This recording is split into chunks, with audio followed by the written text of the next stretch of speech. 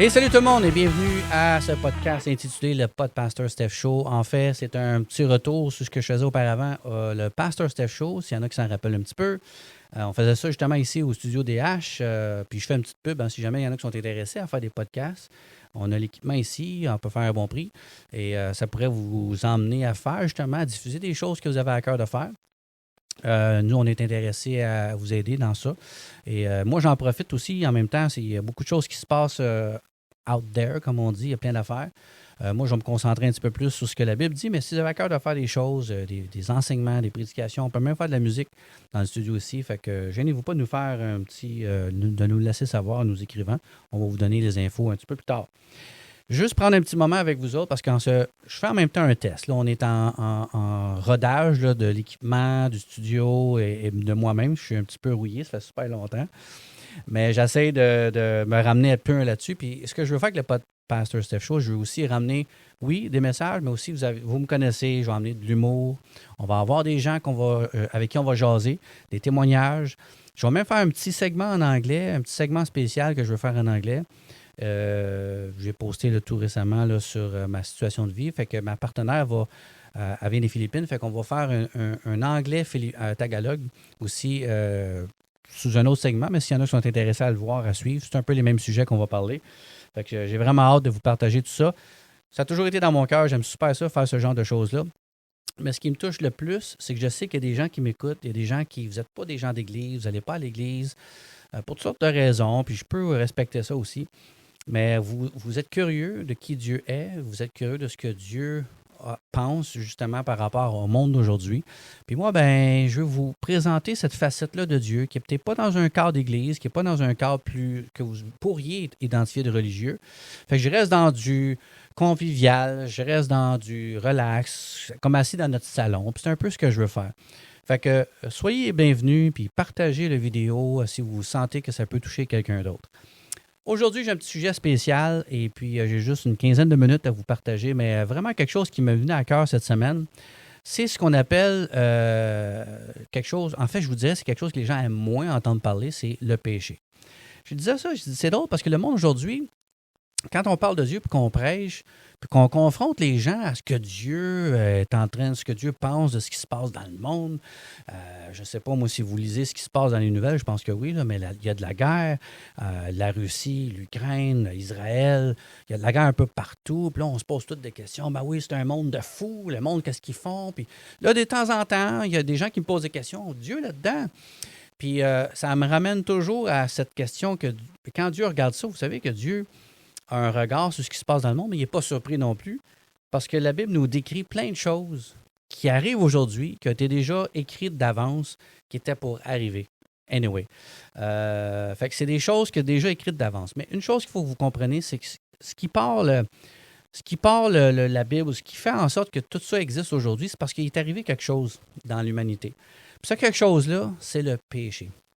Puis c'est drôle parce que il y avait des gens qui ne savent pas. On peut dire, es-tu un pécheur? Bien, les gens ont dit, non. Ah, je ne suis pas parfait, mais je ne suis pas un gars mauvais. Ou je ne suis pas une fille mauvaise. Moi, oui, c'est sûr que, moi, je ne vais pas tuer quelqu'un, mais, je ne fais pas du mal à personne. Fait qu'on on est comme pas certain, c'est quoi le péché finalement? Qu'est-ce que ça peut bien faire? Si tu me dis si je suis un pécheur, puis c'est quoi vraiment la nature du péché? Qu'est-ce que la gravité? Y a-tu différents degrés de péché? Y a-tu des affaires pires? Je sais pas si vous avez entendu l'expression le petit péché mignon. Tu sais, on fait du petit péché mignon de temps en temps. On va faire une petite affaire. C'est pas bien grave. Ou il y en a qui vont dire en anglais white lies. On va faire des petits mensonges blancs. Puis c'est bien correct. Tu sais, on dérange pas personne. En autant qu'on ne fait pas du mal. En autant qu'on ne tue pas quelqu'un. Mais le péché, c'est bien plus profond qu'on peut le penser. Et puis, j'ai eu à cœur de vous en partager parce qu'il y a des gens qui pensent qu'ils ne pêchent pas, mais vous le faites. Mais il y a des gens aussi qui pensent que vous péchez, mais vous ne péchez pas. Fait que je veux juste mettre en contexte, c'est quoi le péché? Qu'est-ce que ça vient faire? C'est quoi la nature? C'est quoi l'étendue de ce mot-là, le péché? Puis, vous savez, si je regarde un petit peu vite fait, on a tout le temps tendance à penser que le premier pécheur, celui qui a fait la première gaffe, c'est Ève. Hein? C'est la faute des femmes. On sait bien, c'est elle qui a dit à l'homme de manger la pomme Le fruit défendu, on pense tous que c'est une pomme en passant, mais c'est pas une pomme, c'est un fruit. Fait que c'est la femme, c'est de sa faute. Puis l'homme, il est sans dessin, lui, avec, parce que lui, il a écouté sa femme. Puis il a décidé de. Tu sais, vous n'êtes pas vraiment à côté vous n'êtes pas vraiment dans le champ gauche quand vous écoutez votre femme, parce que ça a commencé bien longtemps avant que vous existiez. Adam, il a écouté sa femme. Elle dit, mais mangeant, mangeant. Puis c'est là que le péché est venu dans le monde. Mais c'est pas la première fois que le péché est venu dans le monde. Stéphane, de quoi tu parles? Mais oui, c'est Adam et Ève, c'est eux autres les premiers pécheurs. Mais non, c'est pas comme ça que ça a commencé. Le péché est arrivé, je sais pas, je peux pas vous donner la chronologie exacte du temps. Moi, je pense personnellement que la terre était déjà faite. Possiblement que Adam et Ève étaient déjà en train de vivre sur la terre. Mais il est arrivé un événement. Puis cet événement-là, on le voit dans le livre de Ésaïe. Okay? Puis je vais vous lire ce petit texte-là vite, ça vaut la peine. C'est dans Ésaïe, le chapitre 14. C'est l'histoire de cet homme, pas cet homme, je m'excuse, c'est pas un homme, c'est un ange. Vous savez, Dieu, il a fait l'humanité, il a fait l'homme et la femme à son image, mais avant ça, ou du moins on ne sait pas, on pense que c'était déjà fait auparavant, il y avait des anges. Puis des anges, ce n'est pas des humains. Puis des anges ne sont pas faits à l'image de Dieu, parce qu'il y a une distinction quand Dieu a décidé de créer l'homme. Il a dit, moi, je vais la faire à l'image de nous. Tu sais, Dieu, il parle de lui, Jésus, puis le Saint-Esprit. Ils ont fait l'homme et la femme à notre image. Mais avant ça, il avait créé ce qu'on croit qui sont les anges. Puis quand tu étudies tout ce qui est par rapport aux anges ou la démonologie, si vous voulez aller dans les deux sens, il y a vraiment il y a beaucoup de choses à aller chercher. Il y a beaucoup de textes aussi qui parlent de ça. Mon but, c'est pas de faire de la théologie avec vous, mais il y avait différents degrés d'anges. Puis il y en avait un. Il était vraiment un bel ange. C'était parmi la plus belle création que Dieu avait faite quand il a créé les anges. C'était un ange qui avait une parure extraordinaire. C'est un ange qui était éclatant. On l'appelait même The Morning Star en anglais. L'astre brillant, excusez-moi, si on veut aller dans le français. Et son nom traduit, astre brillant, c'est Lucifer. Je sais qu'aujourd'hui, Lucifer, c'est le diable. Je sais, mais Lucifer veut vraiment dire astre brillant. Il n'y a rien de mal dans le nom Lucifer. Commencez pas à appeler vos enfants de même. C'est pas un conseil que je vous donne. Mais ce gars-là, ou cet ange-là plutôt, parce que c'est pas un humain, il y avait des caractéristiques super exceptionnelles. Puis je vous le lis dans Ésaïe, le chapitre 14, verset 12. OK? Oups, je vais juste tourner dans la bonne page. Te voilà tombé du ciel, astre brillant, fils de l'aurore. Puis astre brillant, moi j'ai une traduction de Louis II, mais ça dit vraiment Lucifer. Fils de l'aurore, tu es abattu à terre, toi, le vainqueur des nations. Tu disais dans ton cœur, je monterai au ciel, j'élèverai mon trône au-dessus des étoiles de Dieu. Je m'assiérai sur la montagne de l'assemblée, à l'extrémité du septentrion. Je monterai sur le sommet des nues, je serai semblable au Très-Haut. Wow! Alors vraiment, on est d'accord, les théologiens disent que c'est vraiment Lucifer qui a dit, dans son cœur, il regardait tout ça, il regardait comment ça se passait, il voyait Dieu qui régnait. Lui, en passant, c'était un général, c'était un ange, là, un archange. C'est un gars très, très beau, bien placé dans l'angiologie. Puis, il était en charge, si on va étudier plus sa nature, il était en charge de la musique, de la louange dans le ciel. Ça veut dire que Dieu, il avait déjà son royaume, il était déjà bien installé, puis ces anges étaient là pour le servir. Puis, il y avait différents degrés d'anges, des anges qui peut-être qui servaient la bouffe, je sais pas. Il y avait des anges qui faisaient la louange, la musique, il y avait des anges qui faisaient d'autres choses. Mais lui, il était en charge de cette grande multitude d'anges qui chantaient les louanges à Dieu constamment. Et il y avait une parure, il était bien reconnu, il était même populaire. Pourquoi je vous dis qu'il était populaire? Parce que d'autres anges autour de lui ont vu son potentiel, parce qu'il n'est pas le seul à vouloir se rebeller contre Dieu. Il y en avait une multitude d'autres. Les démons ont décidé de suivre ce que Lucifer a voulu faire. Donc, super intéressant quand tu constates que là, lui, il a décidé dans son cœur, il regarde ça, il voit qu'il est populaire, puis il parle avec ses chums, peut-être qu'ils sont en train de jouer aux cartes. Hey, Lucifer, Dieu, tu sais, t'es aussi hot que Dieu, puis là, je paraphrase, là. Puis là, lui, il a dû dire, c'est vrai, moi, je suis beau, moi, je suis fin, moi, je suis fort, moi, je suis hot dans la musique. Puis c'est à cause de moi que Dieu il est loué, parce que nous autres, on organise ça, les chants, puis on est bien équipés, puis on est en train de lui donner une gloire que, wow, personne ne pourrait y donner à cause de moi. J'exagère, mais Lucifer est en train de mettre sa valeur en avant-plan. Moi, je l'ai l'affaire. Ça vous rappelle-tu quelque chose? Juste pensez, vous allez comprendre. Et Lucifer, de par ce péché-là qu'on appelle l'orgueil, s'est rebellé contre Dieu. Et ce texte-là, c'est intéressant parce qu'il dit « J'élèverai mon trône ». Pourquoi il dit son trône? Parce que c'était quelqu'un qui était déjà dominant. Ça dit même un petit peu en haut, il a vaincu des nations. Ça veut dire qu'il était un vainqueur déjà. Je ne sais pas quelle nation qu'il a vaincu puis comment ça s'est passé, mais il y avait déjà des choses qu'il a prouvées à Dieu. Et dans tout ça, il dit « Moi, je suis capable de mettre mon trône au-dessus de Dieu. » Il faut être fou un peu, là. Au-dessus des étoiles de Dieu, je m'assiérai sur la montagne de l'Assemblée. Autrement dit, je vais être celui qui va régner, je vais être un roi. Et je monterai sur le sommet des nues, je serai semblable au Très-Haut. Donc, l'orgueil s'est accaparé de cet ange merveilleux, une création de Dieu, qui a pris possession de son être. Parce que moi, je pense que dans la grandeur de Dieu, puis ça, c'est dur à comprendre quand il y pense, mais Dieu a même laissé dans les anges une volonté. Pensez-y, il y avait cette volonté-là de penser comme ça. Les autres anges qui ont décidé de suivre Satan, qui sont devenus des démons, bien, ils ont eu la volonté de suivre. Fait que Dieu a comme donné une volonté aux anges. Autrement dit, ça met une perspective que Dieu, ce n'était pas quelqu'un qui obligeait personne de faire quoi que ce soit. Même ces anges, il les a donné le choix de le servir. Puis les anges le servaient, matin et soir. Il y a d'autres textes dans le Nouveau Testament, dans l'Apocalypse. Les anges servent Dieu constamment. C'est une volonté qu'ils ont, mais il y a eu un groupe d'anges et dirigés par Lucifer qui ont décidé de se rebeller contre Dieu et de dire, nous, on va dominer. Par quel motif? Le motif de vouloir être Dieu. Qu'est-ce qui sépare le monde aujourd'hui? Qu'est-ce qui vient déranger? Qu'est-ce qui vient mettre la guerre? Pourquoi les gens sont toujours en train de se chicaner? Pourquoi il y a des disputes dans les couples? Pourquoi une nation s'élève contre une nation? Pourquoi quelqu'un va se battre contre un autre? Par motif d'orgueil. L'orgueil est la première chose qui rend la personne méchant.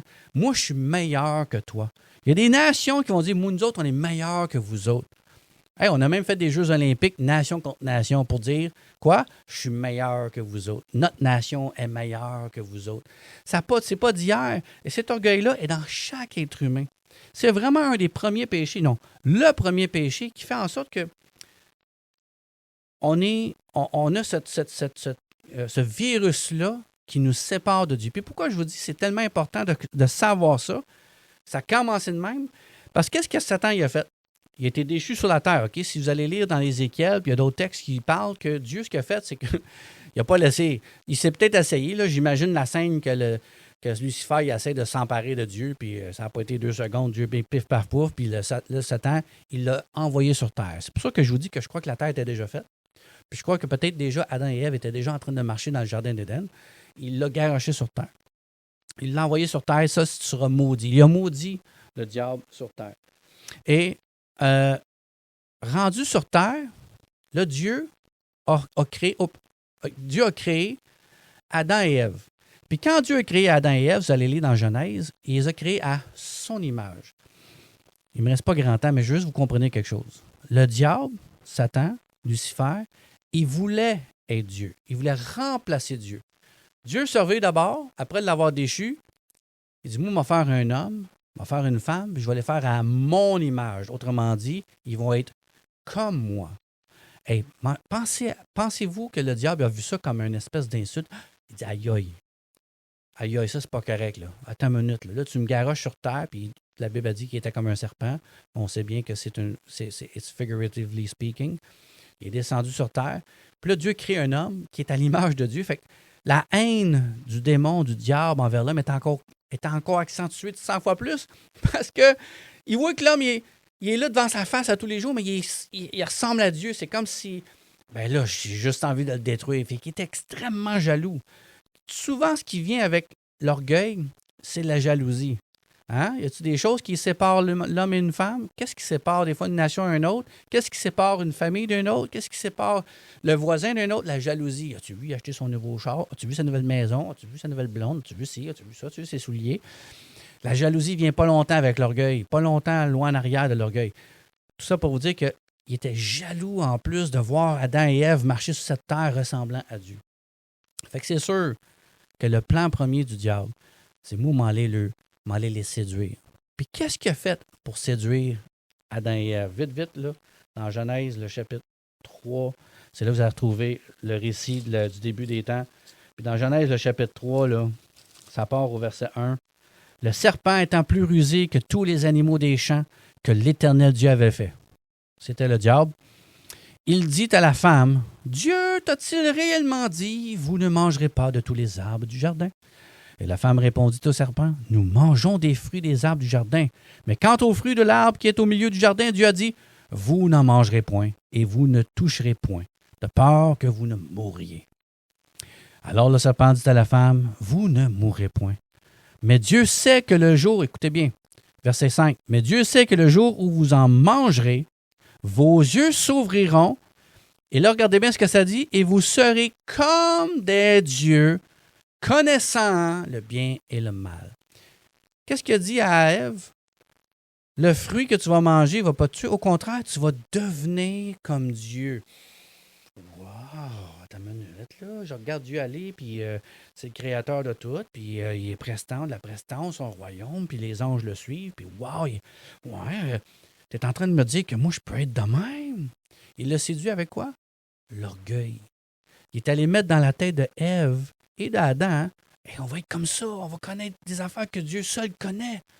Donc, la première chose qui est venue enlever le diable, c'est l'innocence de Adam et Ève. Tu sais, ton enfant, quand tu as un jeune enfant qui grandit, il ne connaît pas le bien et le mal, tu sais, puis tu dis non, puis il pleure, puis là, un moment donné, quand ton jeune commence à savoir c'est quoi le bien et le mal, là, il pense qu'il en connaît plus que toi.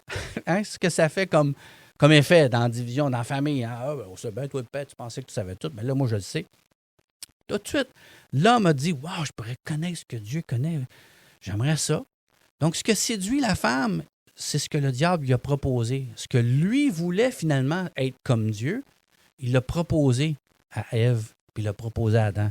Vous pourriez être comme Dieu. Puis en plus, il ne l'a peut-être pas dit dans la Bible, mais vous y ressemblez, vous êtes comme lui. Vous avez l'image. Pourquoi pas avoir tout ce qui vient avec? Allez-y, mangez le fruit. Même si Dieu a dit, vous pouvez faire tout ce que vous voulez. Vous allez, en fait, il régnait déjà sur la terre. C'est eux autres qui ont nommé les animaux, c'est eux autres qui ont tout fait.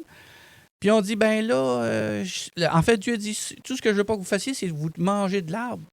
Touchez-y pas. Le reste. Puis Dieu voulait voir, il a mis l'arbre en plein milieu, soit dit en passant, là, j'en parlerai dans un autre temps. Mais il a mis l'arbre en plein milieu. Et ce que Ève et Adam ont fait, c'est qu'ils ont péché. Ils ont désobéi à Dieu en mangeant le fruit défendu. Par motif de quoi?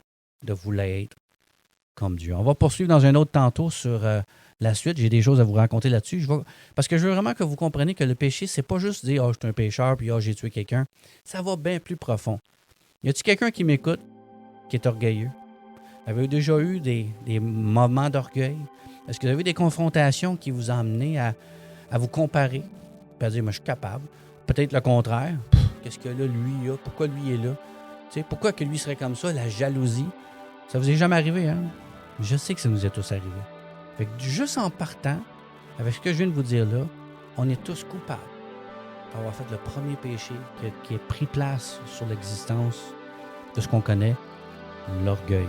On en parlera un petit peu plus sur l'orgueil. C'est sûr que ça fait partie des choses premières que Dieu est, que Dieu déteste, c'est l'orgueil. Je vous laisse avec ça. Je fais une petite prière pour vous bénir afin que Dieu vous révèle davantage ce que je viens de vous lire là. Alors Dieu Tout-Puissant, tu vois le cœur de mes amis aujourd'hui, puis je prie vraiment que cette parole qu'on vient d'entendre nous rappelle qui on est, puis nous rappelle que des fois, on fait des choses, malheureusement, parce qu'on ne se rend pas compte, mais l'orgueil a pris de la place dans nos vies, puis que malheureusement, cet orgueil-là a pris trop d'instances, puis ça nous a emmené à faire des choses qu'on n'aurait pas dû faire. Seigneur, on veut te demander pardon. Révèle-nous les moments où on ne devrait pas tomber dans ce piège-là, puis pas être comme l'ennemi voudrait qu'on soit, et surtout pas désobéir à toi, Dieu Tout-Puissant. Merci de nous inspirer, de nous guider, de nous diriger. Au nom puissant de Jésus que je prie. Amen. Fait que sur ce, guys, je vous retrouve dans un autre tantôt. On va poursuivre sur qu'est-ce que le péché. Que Dieu vous bénisse, on se reparle tantôt. Ciao, ciao.